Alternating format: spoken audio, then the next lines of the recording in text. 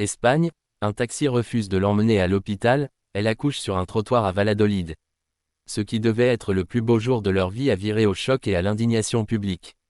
Samedi 17 mai, dans la ville de Valladolid, au nord-ouest de l'Espagne, Ana María Devo, enceinte de 9 mois, a été contrainte d'accoucher en pleine rue après que le chauffeur de taxi appelé en urgence a refusé de la conduire à l'hôpital. Une scène surréaliste qui relance le débat sur la responsabilité des conducteurs face à des situations d'urgence médicale. Tout commence en début d'après-midi. Ana María ressent ses premières contractions en sortant d'un centre commercial, accompagnée de son compagnon Nelson. Face à l'intensité croissante de la douleur, ils appellent un taxi pour rejoindre au plus vite l'hôpital.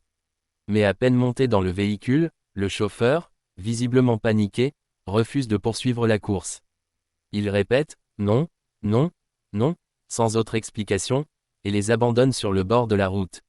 Nelson tente désespérément de demander de l'aide tandis qu'Ana María s'effondre au sol.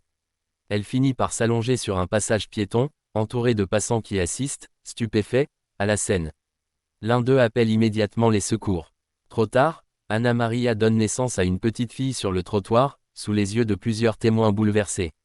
Les services d'urgence arrivent rapidement. La mère et l'enfant, prénommés Einara, sont transportés à l'hôpital, sains et sauves. L'enfant pesait un peu plus de 3 kilos.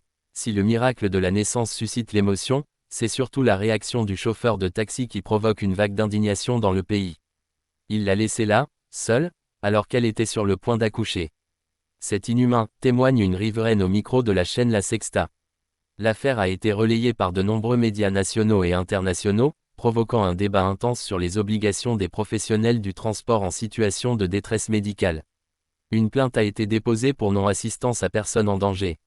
Le chauffeur a été identifié et risque des sanctions disciplinaires de la part de sa société, ainsi que des poursuites judiciaires. Le ministère espagnol de la Santé s'est dit, profondément choqué, et a appelé à une révision du protocole d'urgence dans le secteur du transport public.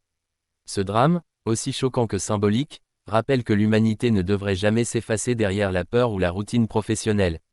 Car parfois, une simple course peut sauver 2 vies.